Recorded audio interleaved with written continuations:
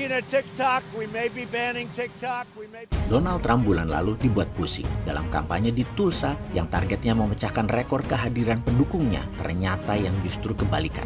Dari bangku yang disediakan 19.000 di arena kampanye tersebut, yang hadir hanya sepertiganya. Apa yang terjadi? Ternyata Trump dikerjai anak-anak generasi Zoomer. Kampanye Trump ini sepi karena pengaruh sekelompok muda-mudi pecinta K-pop dan anak muda yang aktif di TikTok. Melalui media sosial TikTok, muda-mudi ini meyakinkan kawan-kawan mereka untuk mendaftar ke kampanye Trump bukan untuk benar-benar hadir, tapi mengelabui calon presiden dari Partai Republik tersebut. Orang-orang di balik Trump mengklaim pendukung muda mereka tidak terpengaruh situasi yang terjadi. Namun pembicaraan publik kini fokus tentang bagaimana para muda-mudi penggila musik pop Korea terlibat dalam upaya pengelabui Trump. Ini membuat tim kampanye dan Donald Trump pusing. Kejadian di Tulsa ini disebut sebagai cermin seberapa besar kekuatan Zoomer alias generasi Z. Kelompok demografi baru ini diyakini bakal membuat Trump dan banyak politikus lainnya pening. Siapakah kaum Zoomer ini? Ini adalah panggilan untuk generasi Z alias orang yang lahir pada pertengahan dekade 1990-an hingga awal tahun 2010-an. Rentang waktu lahir generasi ini masih menjadi perdebatan akademis sih. Terminologi Zoomer berkaitan dengan Boomer, panggilan orang-orang yang lahir di tahun 1944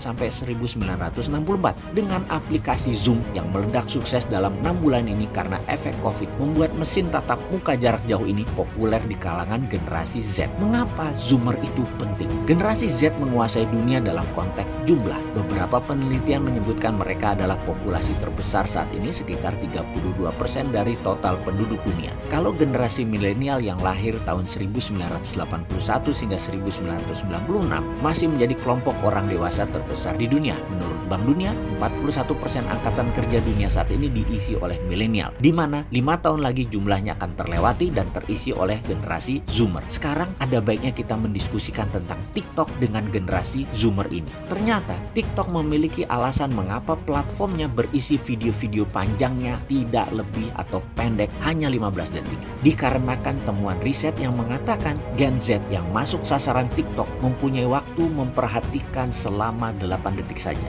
Selama 2019 mereka mempelajari generasi Z ini cuman punya attention 8 detik. Kenapa? Karena dari lahir sudah dekat dengan smartphone dan sudah paham konten mana yang mereka suka, jadi mereka lebih selektif. Mereka tergolong internet expert yang menuntut segala sesuatunya serba cepat, termasuk dalam mencuri perhatian. Buatlah konten yang menarik untuk 8 detik pertama jika ingin tetap mendapat perhatian kaum Zoomer ini. Catatan penting, blinknya 8 detik untuk anak sekarang, generasi gadget. 80% dari populasi Gen Z memiliki kecenderungan membeli produk yang memiliki dampak sosial atau dampak positif bagi lingkungan. Sehingga bukan lagi hanya nama besar sebuah brand yang dapat menentukan loyalitas konsumen dari Gen Z ini. Namun mereka berfokus pada citra atau reputasi dari brand itu sendiri. Jadi apa yang kita lakukan terhadap para Zoomer? Yaitu don't trick them. Jangan curangi mereka. Jangan mencoba untuk mengecohkan Gen Z dengan memberikan gambaran sempurna saat mengiklankan sebuah